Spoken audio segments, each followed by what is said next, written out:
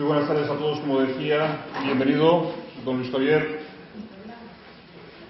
Y ante todo, y tal como hice ayer también con IFAWAD, muchísimas gracias por haber aceptado con tanta generosidad este asalto casi de las últimas semanas para poder estar aquí puntualmente en estas jornadas y poder llevarlas a cabo sin ningún tipo de problema.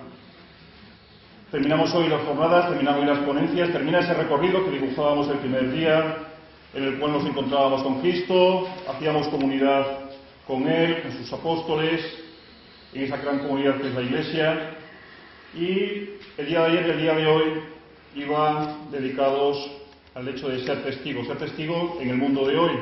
Ayer IFAWAD nos dibujó cómo está nuestro mundo, incluso cómo estamos en la Iglesia.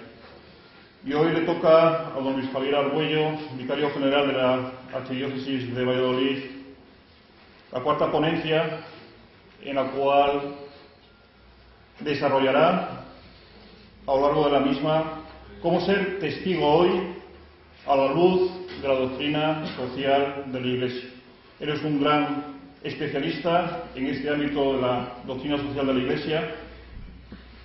Don Luis Javier Argüello nació en el año 1953, en Meneses del Campo, en la provincia de Palencia.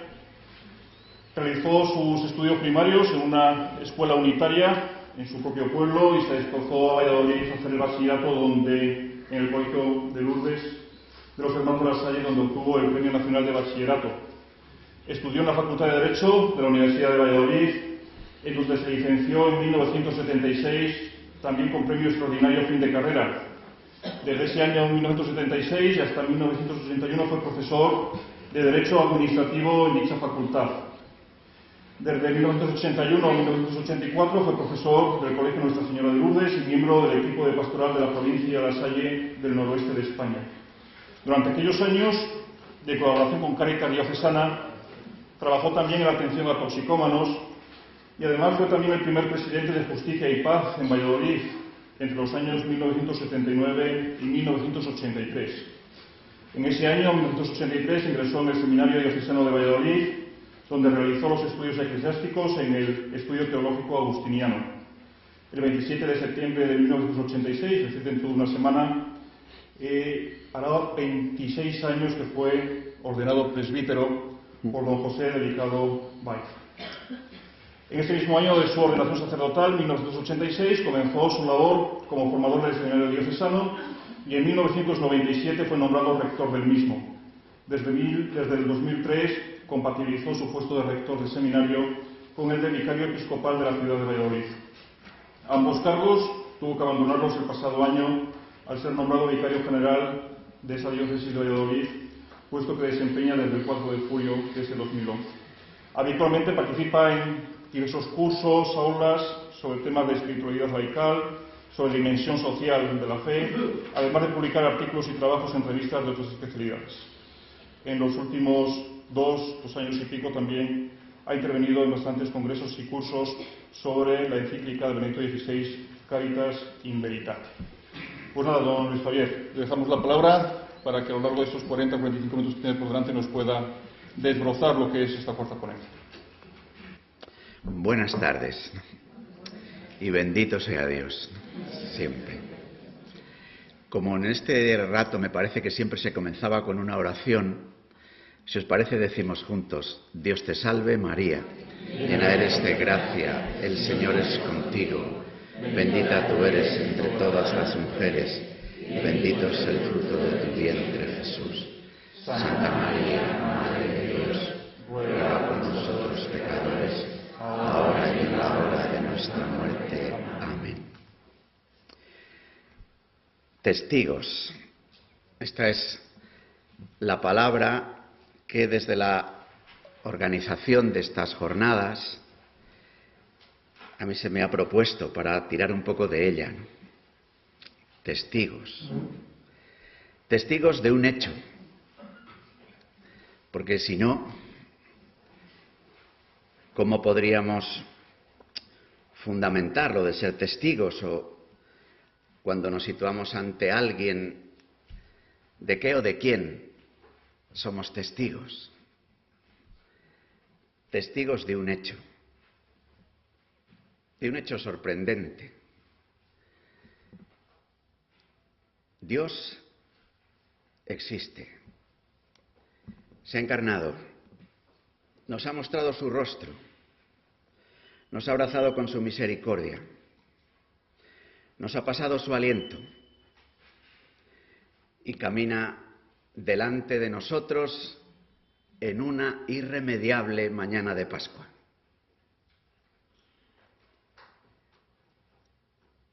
Peregrinos tras sus huellas, esperamos su venida, lo cual llena de confianza nuestro corazón. Testigos de este acontecimiento queremos ser. Este hecho provoca en nosotros, claro que sí, un salto de alegría, un abrazo, una salida. Siempre que los hombres, que las mujeres, tenemos una sorpresa, una alegría, sobre todo si la alegría es desbordante, provoca en nosotros un salto. Si hay alguien a nuestro lado, un abrazo. Y un deseo de salir corriendo a contarlo. Si el hecho de habernos encontrado con Jesucristo se ha producido en nosotros, queridos hermanos, un salto, un abrazo, una salida. Ya lo sabemos, sí. Es también un drama, porque así es la existencia humana. El drama de lo que vivimos solo, a veces como a tientas, como a palpas. El drama de lo que vislumbramos. El drama, en definitiva, de nuestra libertad y del tiempo. Pero esta existencia dramática, que es la condición humana misma, no disminuye el hecho, el rostro, el acontecimiento. Por tanto, el salto de alegría, el abrazo que nos hermana y la salida para ser testigos en la plaza pública de lo que hemos experimentado. Sí, en este hoy del tiempo, en este aquí del lugar donde vivimos, sabiendo, y este es un subrayado tan fuerte que la Iglesia hoy nos hace en estas vísperas gozosas del año de la fe que se avecina, que estamos llamados a renovar la fe, a hablar de Dios, a proponer a Dios, a proponer como hacía todavía Joseph Ratzinger, una semana antes de ser elegido sucesor de Pedro en la Católica Iglesia. Proponía a los contemporáneos, después de haber vivido un tramo tan largo del tiempo, el tiempo moderno, sobre todo en su último siglo y medio, habiendo casi aceptado que era de buen tono vivir como si Dios no existiera, decía el entonces cardenal Ratzinger, propongamos a nuestros contemporáneos hacer, aunque solo sea un tramo del camino, viviendo como si Dios existiera. Porque una sociedad que vive, dígase, con todo el riesgo de las generalizaciones, pero como tónica cultural dominante, que vive sin Dios o como si Dios no existiera, termina haciendo del poder, ya sea este poder individual, autonomía, poder económico o político, un ídolo. E incluso nosotros mismos, a la hora de pensar cómo ser testigos del Señor y cómo desde las mediaciones humanas ensanchar su reinado en este mundo, a veces también ponemos más confianza en el poder que en la gracia, en los poderes, en los medios, en las posibilidades, en los puestos, en los dineros. Una sociedad sin religación fundante, que al fin y al cabo eso es religión, sin religación fundante, ¿cómo va a proponer y a mantener vínculos definitivos y estables? Puesto que desde la radical autonomía afirmada, desde la reducción de la persona a individuo, el pobre amor queda siempre subordinado a la dueña libertad. Te quiero mientras no pongas en juego mi libertad. Cuando pongas en juego mi libertad, ahí te quedas. La fe, lo que Jesucristo nos ha revelado de parte del buen Dios, Él mismo, verdadero Dios y verdadero hombre, nos habla de una promesa cumplida, pero para nosotros objeto de esperanza en el tiempo, la vida eterna. El peregrinar tiene ya una mesa dispuesta. El peregrinar tiene ya la luz encendida. El peregrinar nos permite anticipar en el tiempo, en la historia, la plenitud anhelada. ¿Cómo arriesgar la vida porque entre los hombres haya más fraternidad? ¿Cómo estar dispuestos a ser puente de la reconciliación? ¿Cómo estar dispuestos a perder, si no tuviéramos en el corazón la esperanza cierta de que ningún tirado en la cuneta de la historia se pierde, de que ningún gesto, por pequeño que sea, de amor ofrecido, de sacrificio expresado, es inútil, porque tenemos esperanza. Pero una sociedad que no cuenta con la vida eterna quiere organizar el paraíso en la tierra. Que se lo pregunten a los intentos de ingeniería social del siglo XX, que son ahora burdos porque han pasado los totalitarismos del XX. Pero ¿qué decir de los neototalitarismos del XXI? ¿Qué decir de los intentos de ingeniería social de los que somos ahora nosotros también contemporáneos? En los que de alguna forma se quiere organizar el paraíso en la tierra, ahora, después de los fracasos del 20, no con la propuesta totalizadora de los nazis o de los soviéticos, pero sí con la propuesta dominadora del corazón, de los que piensan que reducido el corazón a solo yo, a solo individuo, pueda encontrarse en los éxitos o los pequeños placeres del andar por casa el pequeño paraíso.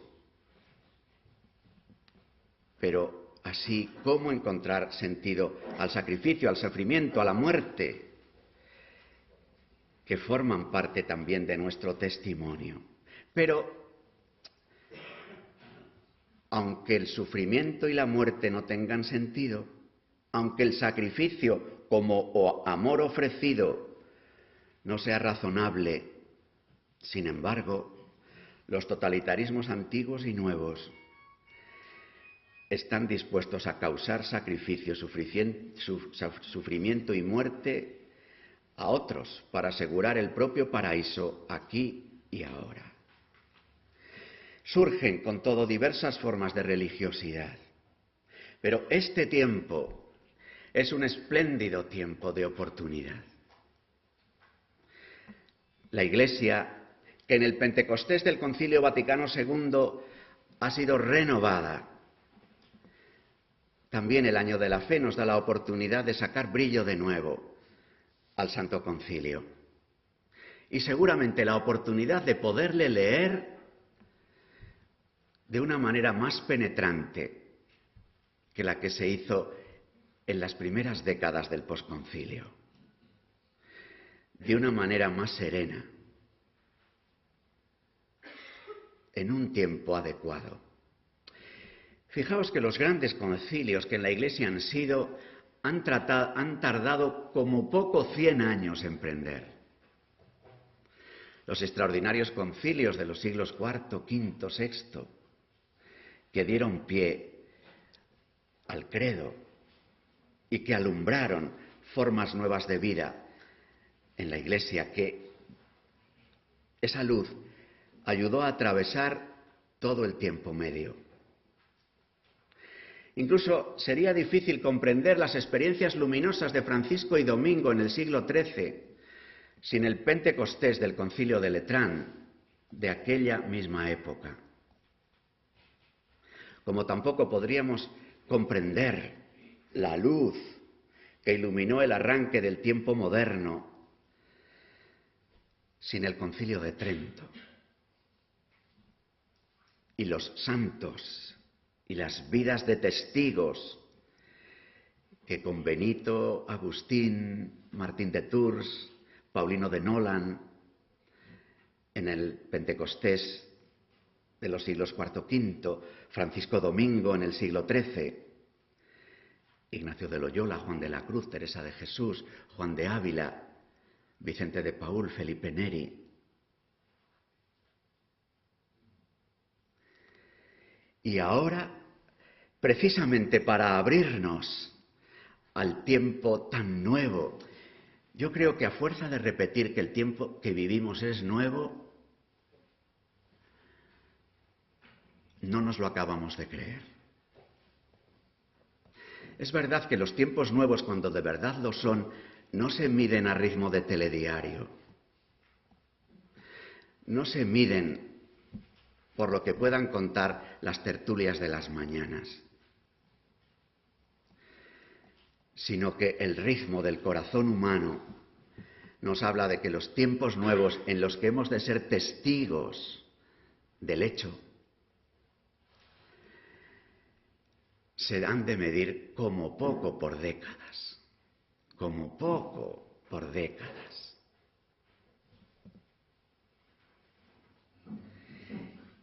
Y así estamos. La religión del Dios que se hace hombre, una estupenda noticia, ha de anunciarse a un hombre que se cree Dios. Digámoslo también, una buena noticia del tiempo moderno. El tiempo moderno puso de pie a la persona. El tiempo moderno afirmó la validez del sujeto, de la conciencia, de los derechos, de las democracias. El tiempo moderno hace que los hombres caigamos en una vieja y primitiva tentación. Seréis como dioses. Además, con la suerte de los adelantos científico-técnicos, con las posibilidades estupendas de los nuevos medios, de la ciencia que se ha hecho tecnología y técnica aplicada. Pero el despiste del tiempo moderno es que decidió meter a Dios en el armario. Y después de meter a Dios en el armario, el hombre y la mujer del final del tiempo moderno no saben muy bien quién es. ¿Somos una especie animal más? ¿Somos solo física y química? ¿Somos producto del azar o de la necesidad? ¿Somos elementos de una estructura? ¿quiénes somos? Por eso, la oportunidad de la Iglesia que renueva el concilio es anunciar la religión del Dios que se ha hecho hombre, es decir, a Jesucristo el Señor, a un hombre que se cree Dios. Y así mostrar que Dios es uno y tres. Comunión, solidaridad. Y mostrando que Dios uno y tres, hacernos caer en la cuenta y ser testigos de ello, que también nosotros, a imagen y semejanza de quien nos creó, somos uno y tres. Que solo podemos explicarnos uno y tres. Es verdad que el tiempo moderno nos ha metido en una especie de callejón sin salida de pensar que solo somos uno. Individuos. Indivisum in se. Et diviso ab alio, decían los clásicos. Pero eso no responde a la experiencia humana más elemental, que diría Beato Juan Pablo II. Decir que somos solo yo no es una antropología adecuada. Decir que soy solo yo en mi autonomía, en mis gustos, en mis intereses, en mis criterios, eso sí, puedo pactar contigo, puedo rozar contigo, puedo relacionarme contigo, pero yo me puedo explicar a mí mismo desde mí mismo. Y no es verdad. No es verdad, pero no porque lo digan los libros. No es verdad porque no responde a la verdad de nuestras tripas. Nuestras tripas, perdonadme la expresión, es decir, nuestra propia existencia, dice desde el mismo momento en el que nos miramos y miramos a quien está a nuestro alrededor, yo soy hombre, varón, sexuado, masculino. Tantas de vosotras, mujeres, sexuadas, femenina. ¿Por qué hombre y mujer? ¿Por qué un cuerpo esponsal? ¿Por qué un cuerpo sexuado? Porque somos uno y tres. Porque el cuerpo sexuado, incluso en su realidad asimétrica, somos sexuados pero asimétricos. Incluso en los propios encuentros físicos, conyugales del hombre y la mujer, su propia asimetría sexual está pensada para un tercero. Somos uno y tres. Solo así se explica la existencia, uno y tres. Constitutivamente relacionales, constitutivamente esponsales, constitutivamente llamados al amor y a la fecundidad. En muchos casos es fecundidad biológica y en todos los casos es fecundidad de humanidad. También los que hemos hecho en nuestra vida un compromiso de amor célibe, somos esposos y esposas. También los que en nuestra vida hemos hecho un compromiso de amor célibe, tenemos la responsabilidad de la fecundidad. Es una estupenda noticia que va ligada al anuncio mismo del Dios Trinitario. Dios uno y tres. El hombre a su imagen y semejanza, uno y tres. Y desde ahí releer la sexualidad y entrar en coloquio con uno de los despistes finales del tiempo moderno, con una de las concreciones últimas del iluminismo ideológico. El género, convertido en ideología, o en perspectiva que todo lo abarca. No es verdad que seamos iguales y diversos. Somos idénticos y diferentes. No es un juego de palabras lo que planteo, sino la posibilidad de un coloquio en la plaza pública. Es preciso, digámoslo remedando un programa de televisión, pero con otro tono. Es preciso, amigos, que seamos testigos en la plaza pública hablando de sexo, de sexualidad y de su significado, sin complejos. Los cristianos tenemos una buena noticia que decir en el campo de la sexualidad. Desde luego mejor de la que ahora podemos hacer balance, de la revolución sexual que se planteó en los años 60. Se puede hacer balance y se puede ver las montañas de sufrimiento que tienen determinadas perspectivas de propuestas sexuales. No podemos separar la antropología de la cristología de Jesucristo, en quien la carne ha expresado todo su esplendor y belleza, y del misterio de Dios. ¿Cómo hablar de Dios hoy y de su belleza? Desde luego mostrando el rostro de Cristo y planteando los interrogantes básicos de las experiencias humanas más elementales. Otro de los grandes retos de la evangelización hoy, es decir, de cómo ser testigos de la buena noticia que el hecho ha producido en nosotros, es evangelizar la libertad. El gran regalo del tiempo moderno ha sido la libertad. Y una vez más, los cristianos, los que hemos conocido a Jesucristo, a quien llamamos libertador, redentor, salvador, liberador, no solo no nos da miedo hablar de la libertad, sino que deseamos poder compartir la experiencia de nueva libertad que haber conocido a Jesucristo nos da. Pero es preciso descifrar la plenitud de la libertad en el amor manifestado en la cruz. La libertad. Para no volverse loca, para no entrar en un vértigo de poder y de sus luchas, precisa situarse siempre al lado de dos hermanos, la verdad y el amor.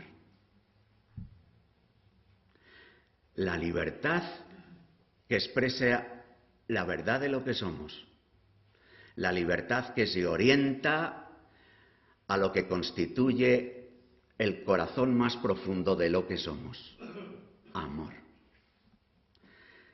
Libertad en la verdad, libertad para amar. Otro gran asunto para el patio de los gentiles. Otra gran aportación que la doctrina social de la Iglesia, que su primer capítulo es la antropología, la propuesta de familia, el trabajo, la economía, la política, las relaciones internacionales, la paz. Sus cuatro pilares, la dignidad de la persona, la dignidad de la persona, la subsidiariedad, la solidaridad, el bien común. Hay una trampa en el seno de las comunidades cristianas y es pensar que cuando hablamos de doctrina social de la Iglesia estamos hablando de las cuestiones que tienen que ver con la justicia social solo. Y que, por ejemplo, las cuestiones que tienen que ver con la vida de familia, con la vida de la sexualidad que he mencionado antes, con la vida de la persona, que eso es la llamada moral personal y que ese es otro campo. No es verdad. No podemos hacer una propuesta de justicia social, de bien común, si no tenemos una concepción de la persona. No podemos hacer una propuesta de tejido social, de organización de la vida pública, desde una propuesta que promocione la vida asociada, si no caemos en la cuenta de que el corazón de la vida asociada es la familia. Y la familia de familias que podamos ir construyendo.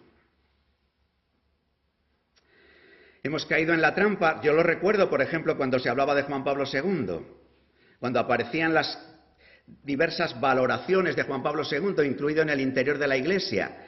Se hacía una especie de división del sujeto de cintura para arriba y de cintura para abajo. Y se decía, ay, Juan Pablo II, claro, Labor en Exercens, Marcelino Camacho y Santiago Carrillo. Cuando sale Labor en Exercens en el año 1981, dicen, este nos ha pasado por la izquierda. Dice, que resuena ahora con fuerza, claro que con más fuerza resuena Quadragésimo Anno, en medio de la crisis actual. Trabajo sobre capital y toda la organización de esa encíclica. Pero resulta que en el mismo año Juan Pablo II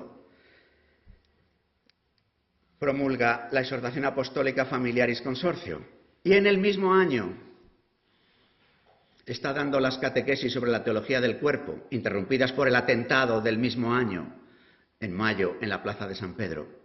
Y los comentarios cuando salen los comentarios de las catequesis, cuando salen los comentarios de Familiaris Consortio, este Papa es un carca, de cintura para abajo. Este Papa es progre, de cintura para arriba. Como si fuera posible descomponer al sujeto en dos. Pero este es un pensamiento dominante que se nos ha metido en casa, Terminamos pensando que de un político no nos interesan sus asuntos de cama, porque lo que hace falta es que sea honrado en los dineros y aceptamos que pueda ser infiel con su santa o con su santo. Como que pudiera distinguirse el corazón y partirse en dos y decir yo tengo un rato del corazón en el que soy fiel y otro rato en el que no. Pero esta también es otra de las propuestas culturales que ha domesticado a las iglesias, que según el ambiente donde nos movamos mostramos cara o valores o criterios. Pero bueno, descifrar la plenitud de la libertad en el amor manifestado en la cruz. Y cómo no, la evangelización es ofrecer esperanza a la vida de los pobres, desde la esperanza fundante.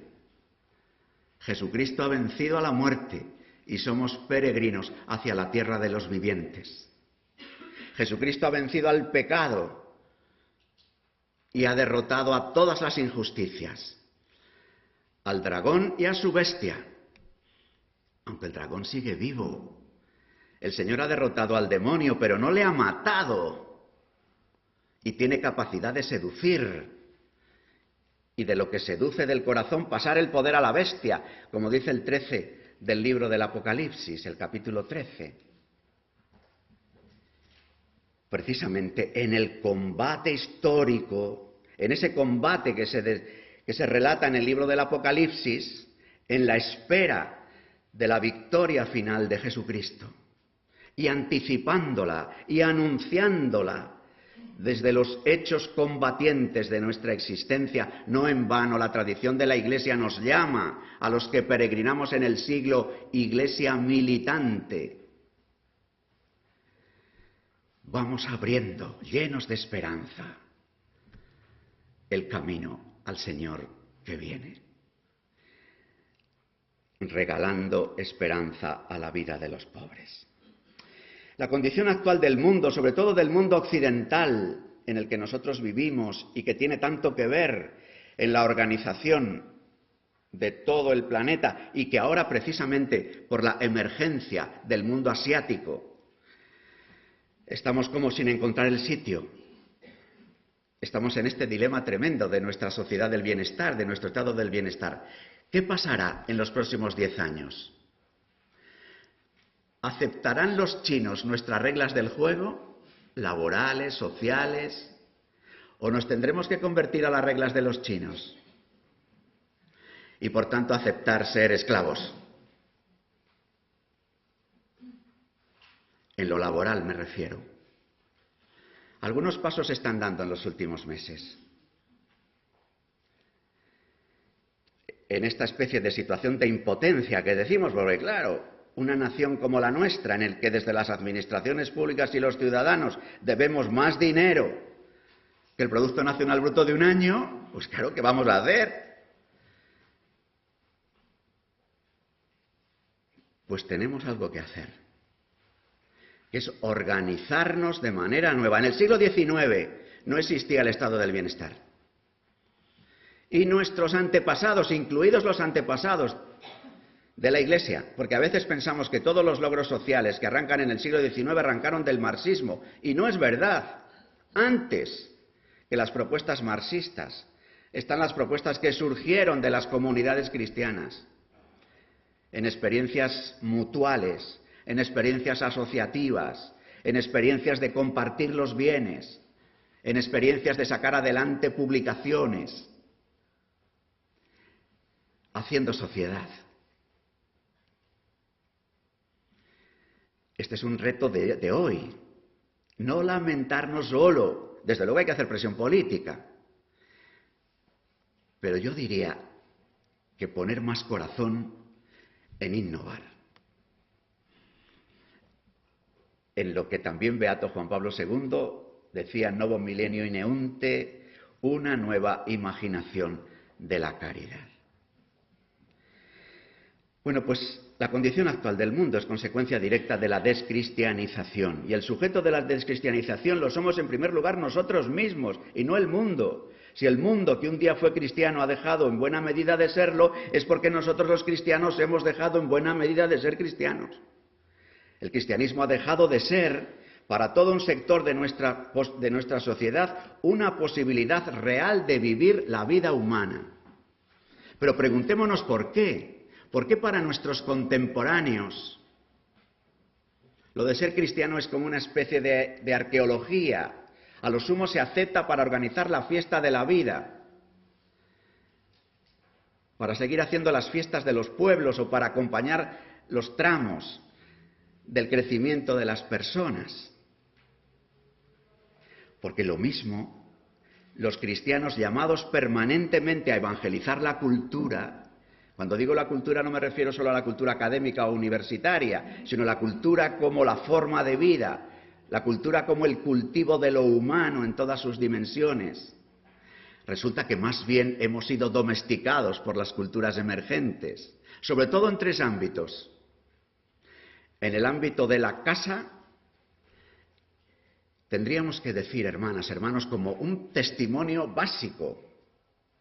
Cuando alguien entra en mi casa, descubre que este hogar es un hogar de cristianos, o mi casa está organizada igual que la casa de un pagano. Dominan mis estancias las pantallas de las televisores o de los ordenadores. Hay en mi casa un rincón que permanentemente me abra al misterio acogedor. ¿Hay una silla puesta? ¿Hay una puerta abierta?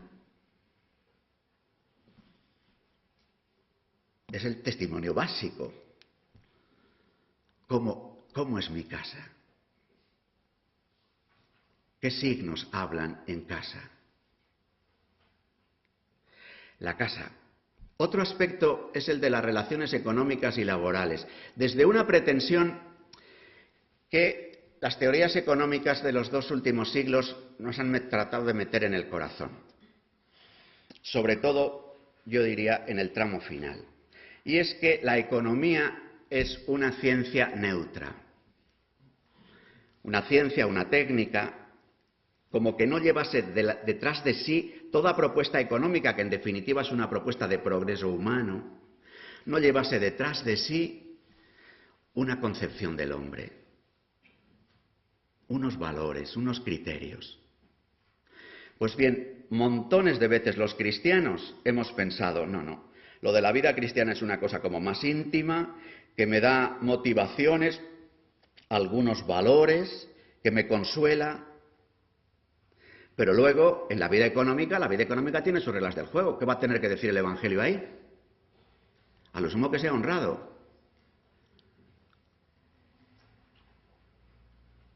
Todo por una especie de repelús que hemos tenido con motivo, queriendo huir de los nacionalcatolicismos y de los confesionalismos a ultranza, nos da un poco de repelús el solo hecho de pensar que pueda haber una economía a la que queramos apellidar cristiana,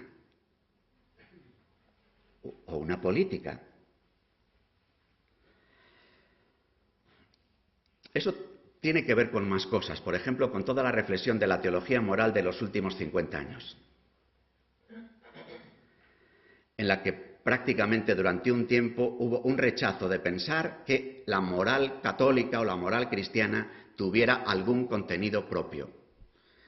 que lo que daba era una perspectiva asumida, podríamos decir, casi sin más, la moral autónoma modo kantiano. Pero eso es objeto de otra conversación. La nueva evangelización solo puede ser obra de una iglesia para la que evangelizar, anunciar a Jesucristo, no es una especie de añadido a la vida cristiana, o una obligación o una vocación particular de algunos, sino que constituye la dicha y la vocación más propia de la iglesia, su identidad más profunda. Como decía el Papa de feliz memoria, Pablo VI, en Evangelii Nunciandi, a los 10 años de la clausura del Concilio Vaticano II. Hermanos, estamos llamados a entrar en la obediencia a su mandato. Haced esto en memoria mía, id y anunciad a los caminos. Es decir, el salto cualitativo a dar en la vida de la Iglesia para evangelizar el siglo XXI es lo que también Beato Juan Pablo II llamó, unos años antes de morir, cultura vocacional. Cultura vocacional. A todos los niveles. Vivir la vida como vocación. Es decir, vivir la vida como respuesta. Vivir la vida pensando que el viejo lema que ayudó a construir el tiempo moderno, pienso, luego existo, nosotros proponemos que sea sustituido o, si queréis, completado. Soy llamado, luego existo. He sido llamado y además llamado por el amor, para dar desde ahí una respuesta también de amor. Relacionado con la cultura vocacional, decía Beato Juan Pablo II, está, por ejemplo, toda la conciencia del deber. Decía Juan Pablo II, ¿cómo podemos ayudar los cristianos a la construcción de Europa? Pues aportando que no solo existen los derechos humanos, sino que en la otra moneda de cada derecho hay un deber. Que es muy fácil salir a las calles y decir, todos los hombres y mujeres del mundo tienen derecho a comer. Pero al mismo tiempo hay que salir diciendo, tú tienes el deber de alimentar al que pasa hambre. Solo así es legítimo gritar un derecho. Si al mismo tiempo el grito del derecho es la expresión también del reconocimiento de un deber, para que el derecho pueda ser. Esa es la cultura vocacional, que en el seno de las iglesias supone descubrir el significado de nuestras vidas como vocación, en los rostros concretos de la vocación. La vocación laical, la vocación al matrimonio cristiano, la vocación al ministerio ordenado, la vocación a la especial consagración. La vida como vocación, para ser testigos, nos estamos diciendo. Y esta palabra, ya sabéis que en su raíz, en su origen, es mártir. No son mártires porque les matan, sino que les matan porque son mártires. Les matan porque testimonian en medio de la plaza pública que están dispuestos a mantenerse de pie y no reconocer determinados señoríos. Porque son mártires, testigos de la verdad, les matan. Porque son mártires, testigos del perdón, les matan. Porque son mártires, testigos de la presencia de Jesucristo a quien no quieren negar, les matan. Pero primero son testigos. Luego, ese testimonio martirial es sellado con el derramamiento de la sangre. La creación entera desea vivamente la manifestación de los hijos de Dios. Somos así impelidos a la confesión de fe del testigo, aquel que ha experimentado el encuentro con Cristo. Este acontecimiento desencadena un entusiasmo por el amor de un Dios personal, más que por la propia voluntad, fuera de toda necesidad y capricho, pone en movimiento en nuestra historia una historia de salvación. El entusiasmo de la fe es espiritual, intelectual, apostólico, genera alabanza y misión. La gente, estamos en gran parte sumergidos en el neopaganismo, en la casa, en el ágora de las relaciones económicas y laborales, en la plaza pública de la vida política, social y cultural. En este contexto estamos abocados a la confesión de fe. Fe neta y clara, enérgica resistencia a los ídolos del poder y del dinero, del capricho y del placer fácil, y un testimonio de caridad hasta la entrega de la vida, según la vocación a la que hemos sido llamados. Todos estamos llamados a testimoniar el acontecimiento de haber sido tocados por el amor de Dios en Jesucristo el Señor, en la fuerza de su Espíritu, y ese amor que hemos recibido precisa forma en la vida que cada uno de nosotros desarrollamos según la vocación en la que hemos sido llamados. Caridad hasta la entrega de la vida en la caridad política, los laicos. Caridad hasta la entrega de la vida en la caridad pastoral, los ordenados. Caridad hasta la entrega de la vida en la caridad consumada, en la vivencia de un carisma, en aquellos llamados a una especial consagración. Quien desee permanecer en la fe de la Biblia y de la Iglesia se ve empujado de entrada a una tierra de nadie en el plano cultural. Debe como primera medida redescubrir la locura de Dios para reconocer en ella la verdadera sabiduría y generar así zonas de asombro, algo no derivable ni esperable de la situación dominante, que nuestra propia familia sea zona de asombro, que nuestra manera de entender las relaciones económicas y laborales, que nuestra presencia como familia de familias, que nuestro testimonio en la defensa de la verdad y de los empobrecidos de la tierra, que nuestros ensayos, intentos, vida que se arriesga y se entrega en favor de los más débiles, genere una zona de asombro. Porque el testimonio del apóstol ha de pasar la prueba del martirio, no avergonzarse del Evangelio, adherirse a la locura de Cristo crucificado. Y esto, como todas las grandes cosas que se hacen en la vida, empezando por cosas pequeñas y sencillas. A veces ese testimonio de no avergonzarse del Evangelio es sostener una conversación en el lugar de trabajo. No avergonzarse, no negar, no callar. Al contrario, romper el ambiente proponiendo una conversación. Suscitar una propuesta entregando un papelillo con una de las últimas homilías del Papa o con una preocupación que sale de la lectura del periódico. Amigos, mantener una actitud militante, que esa es la Iglesia que peregrina. No solo de voluntarios que entregan el tiempo cuando les sobra, o una parte del tiempo. La diferencia entre vivir la vida como vocación y vivir la vida como opción, y fijaros que la opción es una palabra fuerte, es que en la opción yo soy el que marco el territorio. Yo soy el que digo dónde me entrego, cuándo me entrego, a quién me entrego. Si acepto vivir la vida como vocación, no soy yo, sino es quien me llama. Es quien me llama quien marca el territorio. Es quien me llama quien marca el tiempo. Es quien me llama quien marca el nivel de mi donación. Incluso en la pastoral de la Iglesia, en la pastoral de adolescentes y jóvenes en la que yo he trabajado muchos años, hemos pecado en exceso de decir a los jóvenes tienes que optar. En vez de decirles de una manera más sencilla, tienes que escuchar. Tienes que abrir los ojos y mirar. Tienes que descubrir que alguien te quiere y te llama, y que te llama porque te quiere. Tienes que obedecer, no optar. La opción no es genuinamente cristiana. Lo genuinamente cristiano es la obediencia.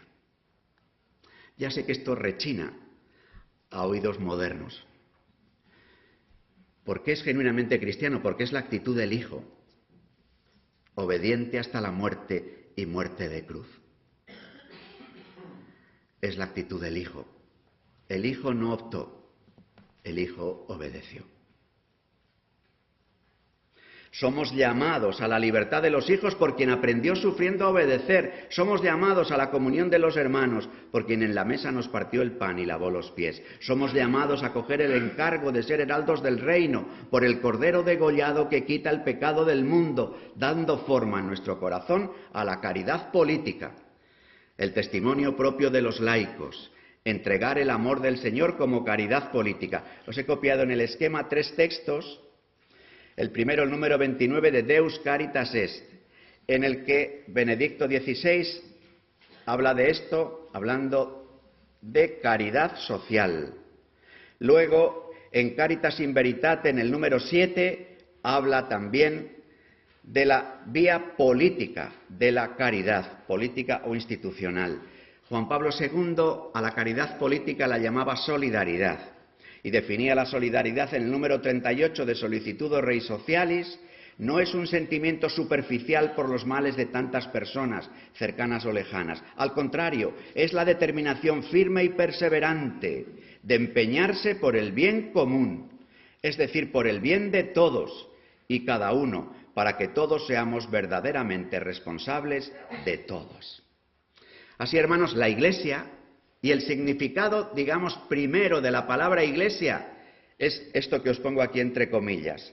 La gente llamada a estar unida. Eso significa eclesía. Pueblo convocado. Asamblea. La gente llamada a estar unida. Eso es la Iglesia. Pero si somos la Iglesia, es decir, la gente llamada a estar unida, nuestro testimonio tiene que ser un testimonio como pueblo.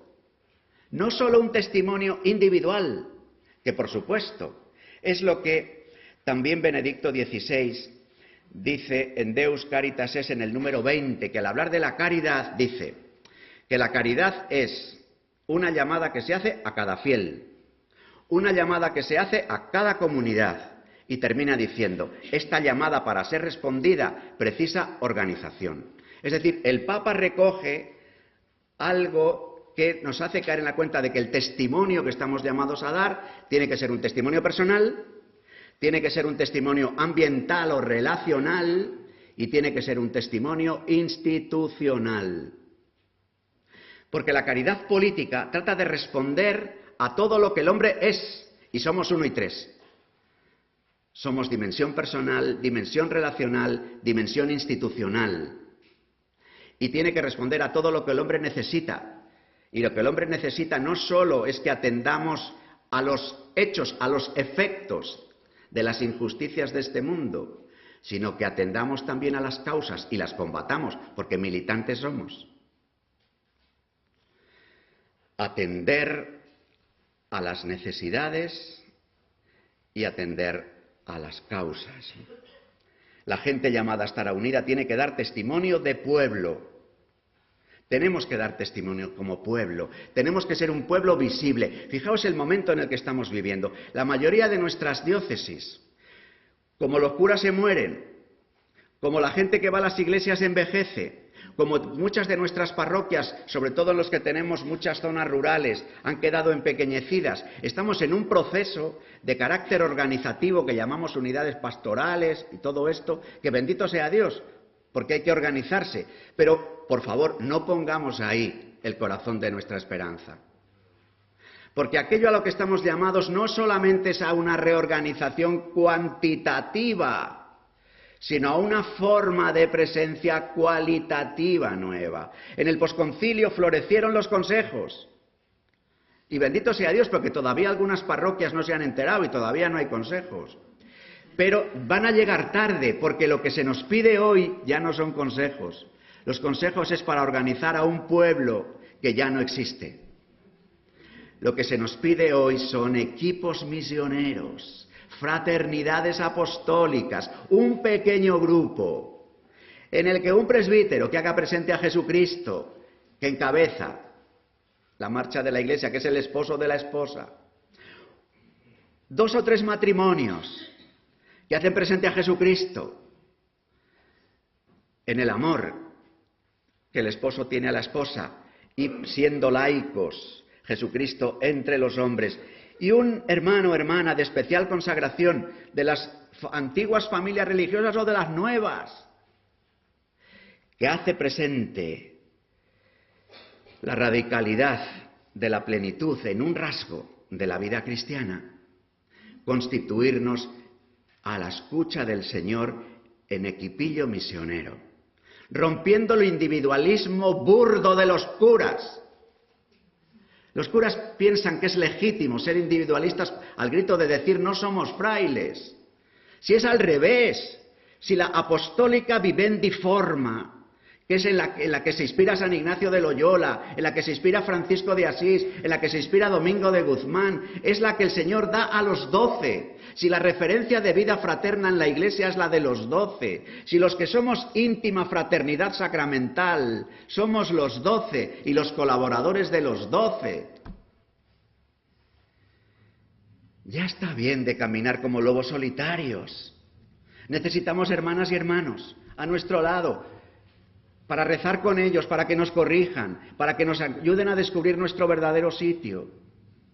Y al revés, hermanas, hermanos, testigos como pueblo, haciendo una plantatio ecclesiae, porque eso es lo propio de las tierras de misión, plantar la Iglesia y haciendo esa parábola de la Iglesia, que es un pequeño grupillo de hermanos que oran mañana y tarde, y que salen a los caminos cada cual según la vocación a la que ha sido llamado, para predicar el Evangelio, para luchar por la justicia, para servir a los pequeños, para encender la luz de un hogar, para abrir la puerta, para poner la silla, para ofrecer un poco de bebida caliente o fría según la época del año. Como pueblo, ofreciendo pequeños dibujos. En la Iglesia tenemos una palabra adecuada, sacramento. Es decir, a veces nos asusta el pensar, bueno, a lo que somos convocados es a una verdadera revolución, que es verdad. Pero si leemos la revolución con categorías modernas, pues nos aplasta. Sin embargo, si las vivimos con categorías bíblicas, con categorías sacramentales, podremos caer en la importancia que tiene poner en marcha una lucha, por pequeña que sea, una vida, acción apostólica, por pequeña que sea, si en esa acción apostólica, por pequeña que sea, se resumen en ella lo personal, lo ambiental y lo institucional. Si en aquello que ponemos en marcha nos vemos implicados porque somos llamados a la conversión y al testimonio vocacional. Si aquella pequeña cosa que hacemos genera un ambiente. Si aquella pequeña cosa que hacemos incide en el mundo institucional, en el mundo económico, político, cultural, de la sociedad donde vivimos. Ya me he pasado del tiempo, leo un texto de Evangelium Vitae. Por cierto, yo defiendo a cada sitio que voy que Evangelium Vitae es un texto de la doctrina social de la Iglesia. Si hubiera venido María Teresa Conte, que es la que estaba puesta en el programa, digo pues porque tuve un debate con ella sobre esto, os diría que no, porque, digamos, desde esta perspectiva clásica de que la doctrina social de la Iglesia solo son determinados asuntos que hablan pues de las cuestiones fundamentalmente de justicia, de solidaridad y de bien común. Pero es que además Evangelium Vitae habla de eso. Evangelium Vitae, al hablar del Evangelio de la vida, es decir, que la mayor parte del desarrollo de Evangelium Vitae habla de las cuestiones relativas a aborto y eutanasia. Pero antes de eso hace una lectura creyente de la realidad. Y en esa lectura creyente de la realidad dice, vivimos en un tiempo en el que hay una guerra programada de los poderosos contra los débiles, de los ricos contra los pobres.